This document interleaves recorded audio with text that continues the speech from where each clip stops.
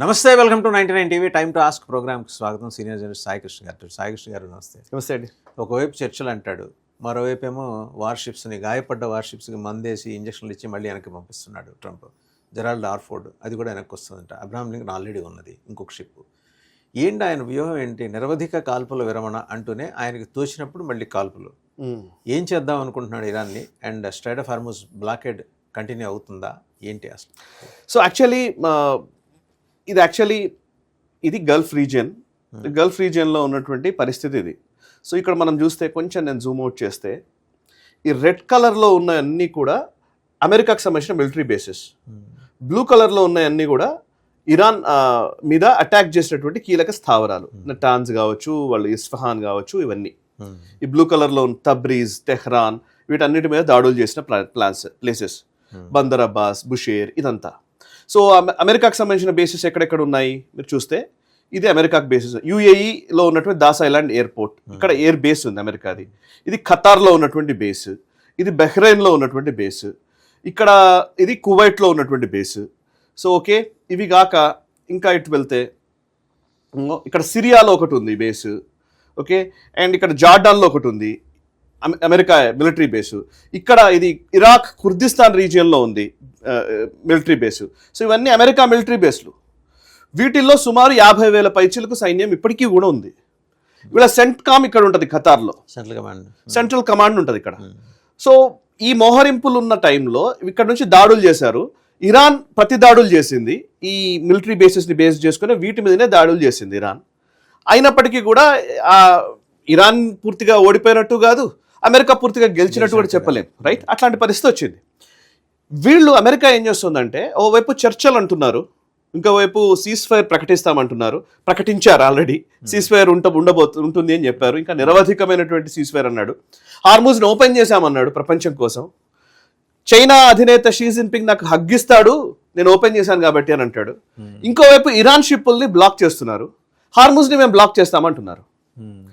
సరే, హార్ముజ్ ఇక్కడ ఉంది. ఇంతకుముందు ఇరాన్ ఏం చేసింది? ఈ హార్ముజ్ని బ్లాక్ చేసింది. ఇక్కడ నుంచి బయటకు షిప్లు ఏవి రాకుండా వీళ్ళు బ్లాక్ చేశారు. ఇరాన్ బ్లాక్ చేసింది కాబట్టి అమెరికా చర్చలకు వచ్చింది. చర్చలకు వచ్చి సీజ్ ఫైర్ ప్రకటించింది. సీజ్ ఫైర్ ప్రకటించిన తర్వాత ఇరాన్ ఓకే నేను హార్ముజ్ని ఓపెన్ చేస్తున్నాను అని చెప్పిన తర్వాత లెబనాన్ పైన ఇజ్రాయెల్ దాడి చేసింది. ఇక్కడ ఉన్నటువంటి లెబనాన్ పైన ఇజ్రాయెల్ దాడి చేసింది. ఇజ్రాయెల్ దాడి చేయడంతో ఆ తర్వాత మళ్ళీ చర్చలు స్టేల్మేట్కి వచ్చాయి. స్టేల్మేట్కి వచ్చిన తర్వాత అమెరికా ఏం చెప్పింది? నేను చర్చలు జరుపుతాను అని చెప్పి ఇరాన్ని హార్ముజ్ని ఓపెన్ చేయమని చెప్పినటువంటి అమెరికా హార్ముజ్ని బ్లాక్ చేస్తానంది, చేస్తోంది. ఒకవైపు బ్లాక్ చేసింది. ఎలా? యుఎస్ఎస్ అబ్రహాం లింకన్ అని ఇక్కడ ఎయిర్ క్రాఫ్ట్ క్యారియర్ ఉంది వాళ్ళది. ఇక్కడ ఒక ఎయిర్ క్రాఫ్ట్ క్యారియర్ ఉంది. ఈ ఎయిర్ క్రాఫ్ట్ క్యారియర్ తోటి ఈ చైనా నుంచి ఈ లోపలికి వెళుతున్నటువంటి షిప్ ని, అంటే ఈ లోపలికి వెళ్ళడానికి ట్రై చేస్తున్నటువంటి ఒక షిప్ ని ఇక్కడ గల్ఫ్ ఆఫ్ ఒమన్ దగ్గర ఆపేశారు. ఆపేసి దాన్ని తీసుకొచ్చేసారు, డిటైన్ చేశారు. యుఎస్ఎస్ అబ్రహాం లింకన్ ఇక్కడ ఉంది. సరే, ఇరాన్ యుద్ధం మొదలయ్యే టైంకే 2 ఎయిర్ క్రాఫ్ట్ క్యారియర్ ని ఫస్ట్ వాళ్ళు మోహరించారు. ఒకటి యుఎస్ఎస్ అబ్రహాం లింకన్, రెండవది జెరాల్డ్ ఆర్ ఫోర్డ్ ఇక్కడ ఉంది. యాక్చువల్లీ ఇది హైఫా అంటారు, ఇజ్రాయెల్ దగ్గర ఉన్నట్టు హైఫా. గ్రీన్ కలర్ లో నేను ట్యాగ్ చేసిన 2 కూడా ఎయిర్ క్రాఫ్ట్ క్యారియర్సే. ఈ కింద ఉన్నటువంటి ఒక ఈ Abraham Lincoln as well as ఇక్కడ ఉన్నటువంటి ఇక్కడ ఐఫాక్ తీసుకొచ్చారు. ఫిబ్రవరి 28వ తేదీన మొదటిసారి ఇరాన్ మీద అటాక్ చేసినప్పుడు యుఎస్ఎస్ జెరాల్డ్ ఆర్ ఫోర్డ్ అనే ఎయిర్ క్రాఫ్ట్ క్యారియర్ ఇక్కడ ఉంది హైఫా దగ్గర. అయితే అదే టైంలో వాళ్ళకు టాయిలెట్స్ ఇష్యూ వచ్చి టాయిలెట్స్ బ్లాక్ అయిపోయి, ఇంకోవైపు వాళ్ళ ఐరన్ చేసేటువంటి వాళ్ళ దాంట్లో అక్కడ పూర్తిగా ఫైర్ వచ్చింది. ఫైర్ బ్రోక్ అవ్వడంతో వాళ్ళు అక్కడ మంటలు చెలరేగడంతో చాలా ఇబ్బందికరమైన పరిస్థితులు వచ్చాయి. దాన్ని రిపేర్ల కోసం అని పంపించారు. రిపేర్ల కోసం అన్నది వెనక్కి వెళ్ళిపోయింది. ఇక్కడ నుంచి హైఫా నుంచి ఫస్ట్ గ్రీస్ లో ఉన్నటువంటి క్రెటే ఐలాండ్కి వచ్చింది. ఇక్కడ కొన్ని రోజుల పాటు డాక్ చేశారు. ఇక్కడ నుంచి క్రొయేషియాకి వెళ్ళింది. క్రొయేషియాలో ఉన్నటువంటి స్ప్లిట్ అనే ఒక పోర్ట్ ఉంటుంది ఇక్కడ. ఈ స్ప్లిట్ అనే పోర్ట్కి తీసుకెళ్లారు. కొన్ని రోజులు అక్కడే ఉంచారు, రిపేర్స్ చేశారు. దాన్ని మళ్ళీ మెయింటెనెన్స్ అంతా చేయడం కోసం ఇక్కడ తీసుకొచ్చారు. ఇక్కడ తీసుకొచ్చి మళ్ళీ సడన్ గా అక్కడ నుంచి అది బయలుదేరి మళ్ళీ లోపలికి రావడం మొదలుపెట్టింది. మార్చ్ 28వ తేదీ నుంచి స్టార్ట్ అయిపోయి, ఆల్మోస్ట్ 28 ఇంకా ఎక్కువ, ఏప్రిల్ ఫస్ట్ వీక్ నుంచి స్టార్ట్ అయింది. అది ఇక్కడ నుంచి స్టార్ట్ అయిపోయి ఇప్పుడు రెడ్ సీకి చేరుకుంది. ఈ సూయిజ్ కెనాల్ దాటి అంటే ఇక్కడ సూయిజ్ కెనాల్ ఉంటుంది, ఈ సూయిజ్ కెనాల్ దాటి ఇప్పుడు రెడ్ సీకి చేరుకుంది. ఓకే. ఇప్పుడు USS Gerald R Ford air craft carrier red సీకి చేరుకుంది. అండ్ ఆ ఎయిర్ క్రాఫ్ట్ అది కిందకి దిగే లోపల ఇక్కడ హౌతీస్ రెడీగా ఉంటాయి. ఎగ్జాక్ట్లీ దాని గురించి చెప్తున్నాను. ఇక్కడికి ఆ ఒక్కటే రావట్లేదు ఎయిర్ క్రాఫ్ట్ క్యారియర్, దాంతో పాటు వస్తున్నటువంటి 2 డిస్ట్రాయర్స్ కూడా ఉన్నాయి. యుఎస్ఎస్ మహాన్ 9 ఒక డిస్ట్రాయర్, రెండోది యుఎస్ఎస్ విన్స్టన్ చర్చిల్ అనే ఇంకో డిస్ట్రాయర్. ఈ 2 డిస్ట్రాయర్స్ ఎయిర్ క్రాఫ్ట్ క్యారియర్ సంబంధించిన పూర్తి బలగము ఇవన్నీ ఇప్పుడు రెడ్ సీలోకి వచ్చాయి. ఇక్కడ స్ట్రాటజీ ఏంటంటే మరి రెడ్ సీ నుంచి వాళ్ళు ఇక్కడ నుంచి ఇలా బయటకు వచ్చి ఇక్కడికి వస్తారా, అబ్రహాం లింకన్ కి తోడుగా అక్కడ ఉంటారా, లేకపోతే ఇక్కడే ఆగి వీళ్ళని కంట్రోల్ చేస్తారా, ఇంకా డిసైడ్ కాలేదు, తెలియదు. ఈ రెండేనా మరి అబ్రహాం లింకన్ ఏమైందంటే యుఎస్ఎస్ ట్రిపోలి ఇక్కడే ఉంది. యుఎస్ఎస్ ట్రిపోలి యాంఫిబియస్ షిప్ అంటారు దాన్ని. యాంఫిబియస్ అంటే ఏంటంటే అది నీళ్లలో యాజ్ వెల్ యాజ్ ఒడ్డు మీద కూడా అది డిస్ట్రాయ్ చేయగలదు. సో అది యాంఫిబియస్. యుఎస్ఎస్ ట్రిపోలి ఆల్రెడీ ఇక్కడే ఉంది, అబ్రహాం లింకన్ దగ్గరే ఉంది. ఇప్పుడు USS Abraham Lincoln, USS Gerald R Ford, ఈ రెండింటి గురించి మనం ఆడుతున్నాం, రైట్? ఇక్కడ ఇంకొక కీలకమైనటువంటి అంశం ఏంటంటే యుఎస్ఎస్ జార్జ్ డబ్ల్యూ బుష్ అనే ఇంకొక ఎయిర్ క్రాఫ్ట్ క్యారియర్ ఇవాళ అమెరికా నుంచి బయలుదేరి అది ఇక్కడ నుంచి వస్తోంది. కేప్ ఆఫ్ గుడ్ హోప్ అంటారు, ఆఫ్రికాలో ఉంటుంది. ఇప్పుడు మీరు చూస్తే ఇప్పుడు అరేబియన్ ఓషన్ కి రావడానికి 2 లెక్కలు. ఫస్ట్ అసలు యాక్చువల్లీ ఎవరైనా యూజ్ చేసేది ఎట్లా, ఇప్పుడు యూరోప్ ఉంది కదా, ఇది యూరోప్ నుంచి అరేబియన్ ఓషన్ కి రావాలంటే యూరోప్ నుంచి ఈ మెడిటేరియన్ సీ మధ్యధరా సముద్రం నుంచి ఇట్లా సూయిజ్ కెనాల్ నుంచి రెడ్ సీ నుంచి ఈ అరేబియన్ ఓషన్ లోకి వస్తారు.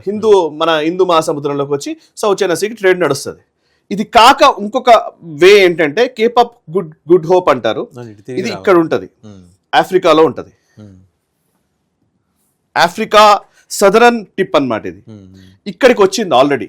యుఎస్ఎస్ జార్జ్ బుష్ అనేది ఇలా ఇటువైపు నుంచి వచ్చింది, ఇటువైపు నుంచి వచ్చి ఈ పైకి వెళ్ళబోతోంది. అంటే పైకి ఎక్కడికి, సేమ్ ఇప్పుడు మనం మాట్లాడుతున్నటువంటి అబ్రహాం లింకన్ దగ్గరికి రావాలి, అరేబియన్ ఓషన్ దగ్గరికి రావాలి. యుఎస్ఎస్ ఇది జార్జ్ డబ్ల్యూ బుష్ అనేది కూడా అతిపెద్ద ఎయిర్ క్రాఫ్ట్ క్యారియర్. అండ్ ఈ ఎయిర్ క్రాఫ్ట్ క్యారియర్ అంటే ఇవాళ మనం ఒకవైపు సీజ్ ఫైర్ అంటున్నాడు, హార్ముజ్ బ్లాకేడ్ గురించి మాట్లాడుతున్నాడు, ఇరాన్ ఎట్లయినా సరే బయటకు వస్తుంది, ఏం పర్వాలేదు, మేము అసలు ఓపెన్ చేసేసాం హార్ముజ్ ని అని చెప్పాడు డొనాల్డ్ ట్రంప్. మళ్ళీ ఇంకో ఎయిర్ క్రాఫ్ట్ క్యారియర్ ఎందుకు పంపిస్తున్నాడు?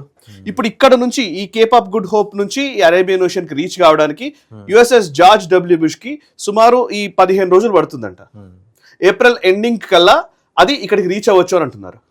ఇప్పుడు స్ట్రాటజీ ఏముండబోతోంది? ఇప్పుడు నా క్వశ్చన్ ఏంటంటే, ఒకవైపు రెడ్ సీ దగ్గర ఉన్నటువంటి ఈ Gerald R Ford, Abraham Lincoln and ఇంకొక ఎయిర్ క్రాఫ్ట్ క్యారియర్ వస్తే, యుఎస్ఎస్ ట్రిపోలి ఉంది, డిస్ట్రాయర్స్ ఉన్నాయి, ఇటు యమన్ ని కంట్రోల్ చేయడము అండ్ ఇక్కడ ఉన్నటువంటి ఇక్కడ ఏమైనా కీలకమైనటువంటి మిలిటరీ ఆపరేషన్ ఏమైనా చేస్తారా? యమన్లో ఉన్న హౌతీల్ని చేస్తారా? అండ్ లోపలికి వచ్చి ఈ పూర్తిగా ఈ హార్ముజ్ పూర్తి స్ట్రెచ్ ని కూడా ఏమన్నా తీసుకోవడం కోసం, కంట్రోల్ చేయడం కోసం వాళ్ళకి అంత పెద్ద ఎయిర్ క్రాఫ్ట్ క్యారియర్ అవసరం అండి? It's not Houthis, it is not about Houthis, it is all about this Hormuz ని కంట్రోల్ చేయడమే. హార్ముజ్ ని వాళ్ళ బ్లాక్ చేస్తున్నాడు డొనాల్డ్ ట్రంప్. ఇప్పుడు డొనాల్డ్ ట్రంప్ స్ట్రాటజీ ఏంటంటే, ఇరాన్ ఏమైంది, ఇరాన్ కి అమెరికాకి మధ్య యుద్ధం జరుగుతున్నప్పుడు అమెరికా ఇరాన్ మీద దాడి చేసింది, ఇరాన్ అమెరికా మీద దాడి చేసింది. ఈ దాడిలో ఎన్ని రోజులు తట్టుకొని నిలబడగలదు ఇరాన్? నిలబడలేదు. కొన్ని రోజులు చేయగలదు. వాళ్ళకు ఉన్నటువంటి అడ్వాంటేజ్ ఏంటి అని అంటే హార్ముజ్. ఈ హార్ముజ్ ని బ్లాక్ చేయడం వల్ల ప్రపంచం మొత్తం పెయిన్ఫుల్ గా ఫీల్ అవ్వడం వల్ల ఈ హార్ముజ్ ని విడిపించడం కీలకం. మనం ఇంతకుముందు డిస్కస్ చేస్తాం హార్ముజ్ ఎంత క్రిటికల్ పార్ట్, ఇది చేయడం అనేది అంత ఈజీ కాదు అని చెప్పి. ఇది టోపోగ్రఫికల్లీ అక్కడ ఉన్నటువంటి జియోగ్రఫికల్ అడ్వాంటేజ్ అంతా కూడా వాళ్ళకే ఉన్నాయి, అంటే ఇరాన్ కి ఉన్నాయి. సో ఇరాన్ ని కంట్రోల్ చేయాలంటే ఇది చాలా కీలకం. ఇప్పుడు ఏమైతుంది, ఇరాన్ ఏం చేస్తుందంటే ఈ బయటకు వచ్చేటువంటి షిప్స్ అన్నిటిని, ఆయిల్ షిప్స్ అన్నిటిని ఆపేస్తోంది. ఇరాన్ ఇవాళ ఈ స్ట్రైట్ ని కంట్రోల్ చేస్తోంది. ఇరాన్ ఈ స్ట్రైట్ ని కంట్రోల్ చేస్తుంది కాబట్టి ఇరాన్ షిప్ల రాకపోకలైతే వస్తున్నాయి కదా, అక్కడ బయట వీటిని కంట్రోల్ ఇరాన్ వెళ్తుంది, ఇరాన్కి వచ్చేటి వస్తున్నాయి. సో ఇప్పుడు ఏంటంటే ఇక్కడ బ్లాకేడ్ సీరియస్ గా చేస్తే అటు చైనాకి పెయిన్ కలుగుతుంది, వాళ్ళ షిప్మెంట్స్ ఆగిపోతాయి.